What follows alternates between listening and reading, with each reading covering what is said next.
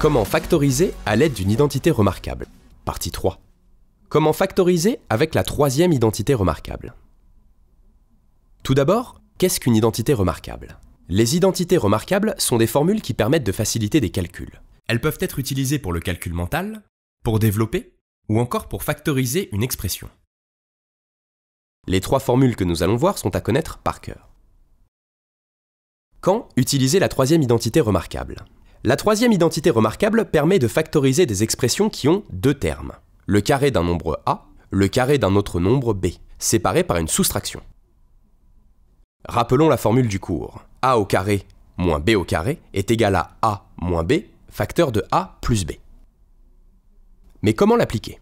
On commence par trouver les valeurs de a et de b. Pour cela, on fait apparaître les carrés. Remarque, a et b peuvent apparaître sous forme de nombres ou d'expressions. Les expressions sont des groupes de nombres. Par exemple, si on prend f est égal à 49x au carré moins x moins 5, le tout au carré. Pour faire apparaître les carrés, tu peux t'aider des carrés parfaits. Si tu fais apparaître des carrés et qu'il y a une lettre comme x, n'oublie pas de mettre au carré le nombre et x. Par exemple, 49x au carré est égal à 7 au carré fois x au carré. On écrit donc 7x, le tout au carré. Donc on a ici a est égal à 7x et b est égal à x moins 5. On applique la formule en remplaçant a et b par leurs valeurs. F est égal à 7x moins x moins 5, facteur de 7x plus x moins 5. On réduit ensuite chacun des facteurs.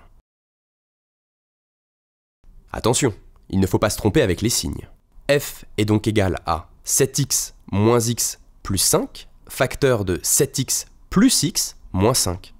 On obtient alors la forme factorisée, f est égal à 6x plus 5, facteur de 8x moins 5.